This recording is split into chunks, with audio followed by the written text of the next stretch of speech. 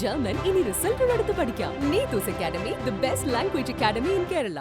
Change ആകൂ, വേറൊരു range ആകൂ.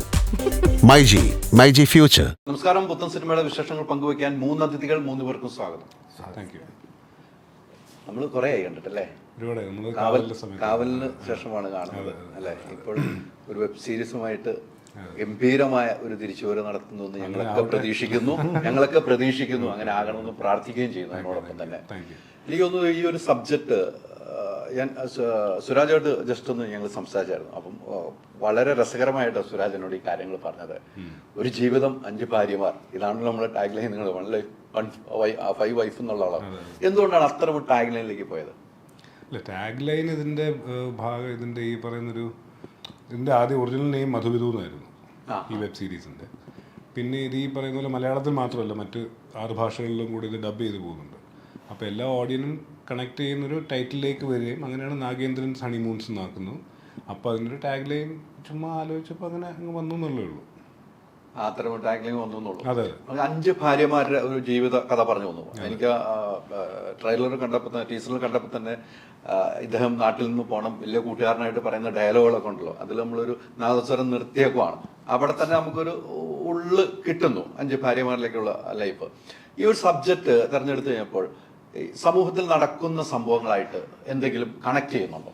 ഇല്ല, ഇത്തരം കാര്യങ്ങൾ ഇപ്പോൾ കൂടുതൽ കല്യാണം കഴിക്കുക എന്നൊക്കെ പറയുന്ന കാര്യങ്ങൾ പണ്ട് നടന്നിട്ടുണ്ട്. അതങ്ങനെ കഥകൾ കേട്ടിട്ടുണ്ട്, പലയിടത്തും വായിച്ചിട്ടുണ്ട്.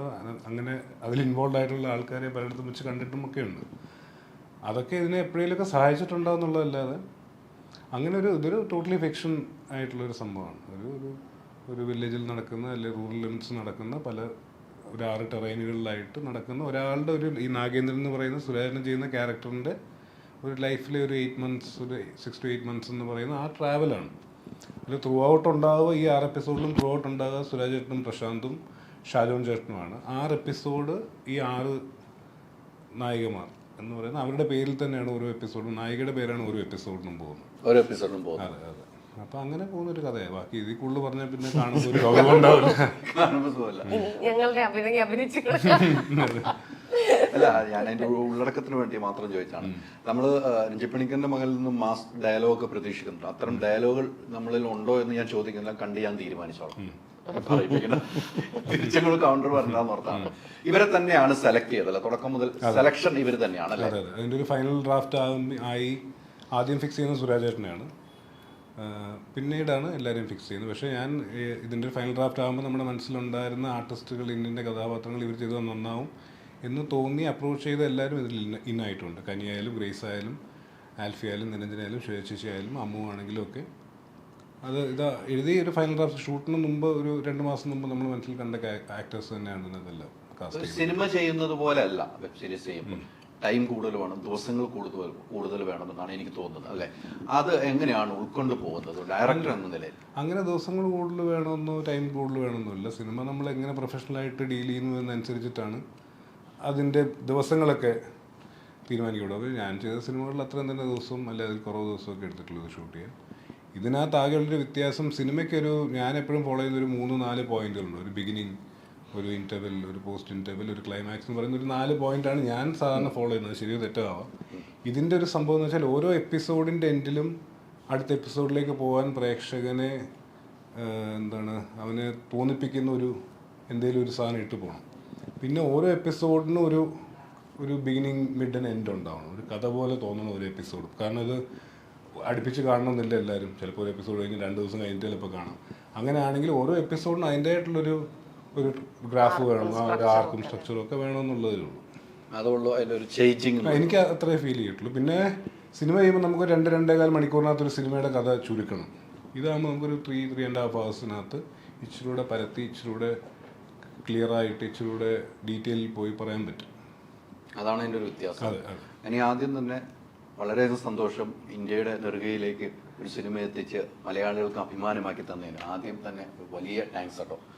എന്തായാലും ഈ ഒരു സബ്ജക്റ്റിലേക്ക് വന്നു കഴിയുമ്പോൾ ഇത് കേട്ട് കഴിഞ്ഞപ്പോൾ എനിക്ക് തോന്നുന്ന ഒരു സാധാരണ ഒരു നാട്ടിൻപുറത്തുള്ള ഒരു ജീവിതമായിട്ടാണ് എനിക്ക് സിനിമയിൽ കണ്ടിരിക്കുന്നത്.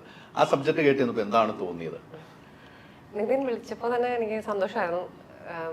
അങ്ങനെ ഒരുപാട് പേര് വിളിക്കാത്തത് കൊണ്ട് തന്നെ ഒരാൾ ഒരു മലയാളത്തിൽ നിന്ന് ഒരു ഡയറക്ടറെ വിളിച്ചപ്പോൾ തന്നെ എനിക്ക് ഒരുപാട് സന്തോഷമായിരുന്നു. മലയാളത്തില് കാരണം ഞാൻ കുറേ ഹിന്ദിയാണ് ചെയ്യുന്നത്. ഹിന്ദി എനിക്ക് നേരെ അറിയ പോലുമില്ല. പക്ഷെ എൻ്റെ കഥാപാത്രം ചിലപ്പോഴൊക്കെ സൗത്ത് ഭാഗത്തുനിന്നോ അല്ലെങ്കിൽ കേരളത്തിൽ നിന്ന് വരുന്ന അതുകൊണ്ട് ആ ആക്സന്റ് കുഴപ്പമില്ലാണ്ട് ഹിന്ദി പറയാം അങ്ങനെ. പക്ഷെ അപ്പോഴും എനിക്ക് ബുദ്ധിമുട്ടാണ്. നമുക്ക് ആ ഭാഷ വശമില്ലെങ്കിൽ ഒരു നടി എന്നുള്ളത് നമുക്ക് ആ വേണ്ട വിധത്തിൽ ഇംപ്രവൈസ് ചെയ്യാനോ അല്ലെങ്കിൽ ഇംപ്രവൈസ് ചെയ്യണ്ടെങ്കിലോ ഒക്കെ നമ്മുടെ കയ്യിൽ ഒതുങ്ങുന്നത് അപ്പോഴാണ്. ആ രീതിയിൽ മലയാളത്തിലാണ് ഞാൻ ഇപ്പോഴും ചിന്തിക്കുന്നതും ഒക്കെ ആയതുകൊണ്ട് തന്നെ എനിക്ക് മലയാളമാണ് ഏറ്റവും അടുത്ത് നിൽക്കുന്ന ഭാഷ. മലയാളത്തിൽ നിന്നൊരു കഥ വരുമ്പോൾ ഏറ്റവും സന്തോഷം എന്ന് വെച്ചാൽ നമുക്ക് കുറച്ചും കൂടെ ഫ്രീ ആയിട്ട് ചെയ്യാൻ പറ്റുന്ന ഒരു എന്നെ പാകപ്പെടുത്തും ഒരു നടി എന്നുള്ളത്. അതുകൊണ്ട് തന്നെ ഒരുപാട് സന്തോഷമായിരുന്നു. കഥ പിന്നെ നറേറ്റ് ചെയ്തപ്പോൾ ഈ പറഞ്ഞ പോലെ മറ്റൊരു കാലഘട്ടം, ചിലപ്പോൾ എൻ്റെ വല്യമ്മമാരോ അല്ലെങ്കിൽ അമ്മായിമാരൊക്കെ സംസാരിച്ച പോലെയുള്ള വാക്കുകളും വാക്കുകൾ കോർത്തിണക്കി പറയുന്ന ഒരു സെന്റൻസ് ഉണ്ടാക്കുമ്പോൾ നമ്മൾ ഓരോ കാലഘട്ടം കഴിയുമ്പോഴും ആളുകളുടെ ഭാഷ ചെറുതായിട്ട് മാറുന്ന പോലെ എനിക്ക് തോന്നാറുണ്ട്. ഓരോ വ്യക്തികളുടെ മാറ്റം ഉണ്ടാകും. എന്നാൽ ഒരു മൊത്തത്തിൽ നമ്മൾ കുറെ ഇംഗ്ലീഷ് വാക്കുകൾ ചിലപ്പോൾ വരും, അല്ലെങ്കിൽ നമ്മുടെ ഒരു പലതും മാറും ആ സമയത്ത്. അപ്പോൾ അത് എൻ്റെ എപ്പിസോഡ് അയച്ചിരുമ്പോൾ എനിക്ക് അവർ സംസാരിക്കുന്ന ചില വാക്കുകളും അല്ലെങ്കിൽ ചില എക്സ്പ്രഷൻസ് ഒക്കെ നമുക്ക് പൊതുവെ ഇപ്പം ചെയ്യാൻ കിട്ടുന്നതല്ല. അപ്പം അതുകൊണ്ടും എനിക്ക് ഒരുപാട് സന്തോഷമായി. പിന്നെ ഈ പറഞ്ഞ പോലെ എനിക്ക് ചെയ്യാൻ ഇഷ്ടം നമ്മൾ തന്നെ കോമഡി ചെയ്യണം എന്നില്ല, ഒരു ലൈറ്റ് ഹാർട്ടഡ് ആയിട്ടുള്ള നമുക്ക് ഭാരമില്ലാണ്ട് കണ്ടു കഴിയുമ്പോൾ അങ്ങനെ പോകുന്ന സിനിമകളും കഥകളുടെയും ഭാഗമാനാണ് എനിക്ക് കൂടുതൽ ഇഷ്ടം. അതുകൊണ്ടും എനിക്ക് അങ്ങനെ ഒരുപാട് കാര്യങ്ങൾ ഉണ്ടായിരുന്നു ഇതിലേക്ക് എനിക്ക് ചെയ്യാൻ ആഗ്രഹം വരുന്നത്.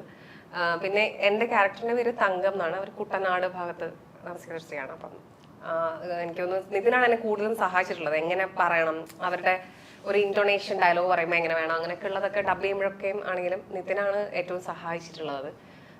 എനിക്കൊന്ന് നിതിനാ ധാരണ ഉള്ളത് എന്നെ വേറെ ഏതെങ്കിലും ഇപ്പം തിരുവനന്തപുരം ആണെങ്കിൽ എനിക്ക് കുറച്ചും കൂടെ പറ്റും. ഞാൻ അവിടെ വളർന്നതാണ്. ആലപ്പുഴ എൻ്റെ അച്ഛൻ്റെ ഒക്കെ വീട് ആലപ്പുഴ ആണെങ്കിലും എന്തൊക്കെ അറിയാമെന്നല്ലാണ്ട് എന്നാലും എനിക്ക് അപ്പോഴും അറിയില്ല. അപ്പം നിതിനത് നല്ല വശം ഉണ്ടായിരുന്നതുകൊണ്ട് അതെന്നെ സഹായിച്ചു. അതെ, ബേസിക്കലി ആ ഒരു മറ്റൊരു കാലഘട്ടത്തിലേക്ക് പോകാൻ പറ്റി. അതിനൊരു കോമഡി എലമെന്റ് ആണ്. പിന്നെ സുരാജേട്ടൻ, സുരാജേട്ടൻ്റെ കൂടെയാണ് എനിക്ക് കൂടുതൽ കോമ്പിനേഷൻ. അങ്ങനെ അവരുടെ കൂടെ അഭിനയിക്കാൻ പറ്റുക, അങ്ങനെ ഒരുപാട് ഘടകങ്ങൾ മലയാളത്തിൽ ഒരുപാട് ഘടകങ്ങൾ. മലയാളത്തിൽ ഇങ്ങനെ ഒരു കോള് വരുമ്പോ തന്നെ നമുക്ക് വലിയ സന്തോഷമാണെന്ന് പറഞ്ഞല്ലോ. വേണ്ട രീതിയിൽ കനിയെ ഉപയോഗിച്ചിട്ടില്ല എന്ന് തോന്നുന്നുണ്ടോ മലയാള സിനിമ? അങ്ങനെ ഇപ്പൊ എനിക്ക് അത്രയ്ക്ക് അങ്ങോട്ട് കഴിവുണ്ടോ എനിക്ക് വിശ്വാസമില്ല. എന്തുകൊണ്ട്? എത്ര അവാർഡുകൾ അവാർഡുമായിട്ട് ബന്ധപ്പെട്ടിട്ടല്ല. അത് അങ്ങനെയല്ല, ഞാൻ എന്ന നിലയിൽ എല്ലാവരും അംഗീകരിച്ചതാണ്. അങ്ങനെയല്ല, അത് അവാർഡുമായിട്ട് ബന്ധപ്പെട്ടിട്ടല്ല ഞാൻ അതിനെ കാണുന്നത്. ഇവിടെ ഒരുപാട് കഴിവുള്ള ഒരുപാട് ആക്ടേഴ്സ് ഉള്ള ഒരു സ്ഥലമാണ് കേരളം. എൻ്റെ കാഴ്ചപ്പാടിൽ നടിമാരും നടന്മാരും ഒക്കെ എനിക്ക് വളരെ കുറച്ച് പേരേ ഉള്ളൂ മെച്ചപ്പെടുത്തിക്കൂടെ എന്നൊക്കെ തോന്നുന്നു. മിക്ക ആളുകളും നന്നായി അഭിനയിക്കാൻ നന്നായി അറിയുന്നവർ തന്നെയാണ്. അപ്പം നമുക്ക് ഒരു ഡയറക്ടർ എന്നുള്ള പോയിന്റ് ഓഫ് വ്യൂ നോക്കുമ്പോൾ അവർക്ക് ഒരുപാട് ചോയ്സ് ഉണ്ട്. അപ്പോൾ ചിലപ്പോൾ ഞാൻ ഇവിടെ അല്ല താമസിക്കുന്നത്, അപ്പോൾ അങ്ങനെ പല കാരണങ്ങളും ഉണ്ടാവാം ഒരാളെ വിളിക്കാൻ തോന്നാതിരിക്കുന്നതിനും അല്ലെങ്കിൽ ഒക്കെ. അങ്ങനെയും കൂടി ഞാൻ ഒരു വശം കാണുന്നുണ്ട്. പക്ഷെ അതിനോടൊപ്പം എന്നാലും ഓഡിഷന് വിളിച്ചുകൂടെ, അങ്ങനെയും എനിക്ക് തോന്നിയിട്ടുണ്ട്. രണ്ടും തോന്നിയിട്ടുണ്ട്. പക്ഷെ എൻ്റെ ഭാഗം മാത്രമാണ് ശരി എന്നുള്ള രീതി ഞാൻ കാണുന്നില്ല ഇതിനെ വെച്ചിട്ട്. ഒരു യാഥാർത്ഥ്യമാണ് അതും. പക്ഷെ നമുക്ക് അധികം നടിമാരും നടന്മാരും ഇല്ലെങ്കിൽ നമ്മൾ ചിലപ്പം കുറച്ചു പേരുള്ള ഒരു സ്ഥലത്ത് ഒരുപാട് പേരുണ്ട്, ഏറ്റവും നന്നായി പെർഫോം ചെയ്യുന്ന ഒരുപാട് പേരുണ്ട്. അല്ല, എന്തായാലും രഞ്ജിത്ത് പണിക്കറിന്റെ മോന് ഇത് തോന്നിയിട്ടുണ്ടെങ്കിൽ ആ കഴിവുകൊണ്ട് തന്നെയാ തോന്നിയിരിക്കും. അല്ലെ? എന്ത് സംശയിക്കണം.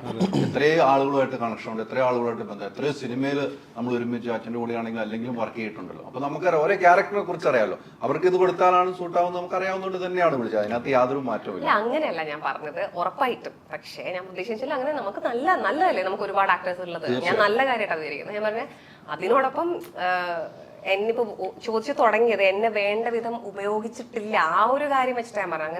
അങ്ങനെ ഉപയോഗിച്ചിട്ടില്ല എന്ന് ഞാൻ വിചാരിക്കുന്നില്ല. എനിക്ക് പറ്റുന്ന കഴിവ് ഞാൻ വർക്ക് ചെയ്തിട്ടുള്ള എല്ലാ ഡയറക്ടേഴ്സും ഉപയോഗിച്ചിട്ടുണ്ട്. എന്തോ കാണാത്ത കുറെ കഴിവ് കിടപ്പുണ്ടെന്നുള്ള അതാണ് ഞാൻ ഉദ്ദേശിച്ചത്. വേണ്ടാത്തതൊക്കെ കൂടെ എല്ലാം കൂടി മനസ്സിലാവും. ഞാൻ ആ ഒരു രീതി ചോദിച്ചിട്ടുണ്ടോ? ഞാൻ ബേസിക്കലി എഴുതി കഴിയുമ്പോൾ നമുക്ക് സ്വാഭാവികമായിട്ട് ഒരാളിലേക്ക് നമ്മൾ ഫിക്സ് ചെയ്യും. അവരെ കിട്ടുക എന്നുള്ളതാണ് ഏറ്റവും വലിയ. ചിലപ്പോൾ അവർ ഫ്രീ അല്ലെങ്കിൽ മറ്റു കാരണങ്ങൾ കൊണ്ട് നമുക്ക് സഹകരിക്കാൻ പറ്റില്ലെങ്കിൽ വേറെ അങ്ങനെയാണ്. പക്ഷേ ഇതിപ്പം ആദ്യം ആലോചിച്ച് എല്ലാവരെയും കിട്ടിയിട്ടുണ്ട്.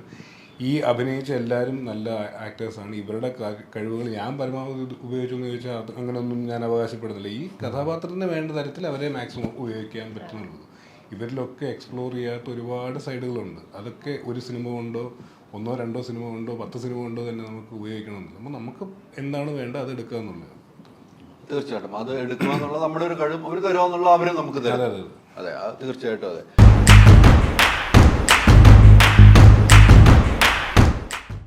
ജർമ്മൻ ഇനി റിസൾട്ടുകളെടുത്ത് പഠിക്കാം. Neethus academy, the best language academy in Kerala. വേറൊരു റേഞ്ച് ആകൂ. മൈജി ഫ്യൂച്ചർ.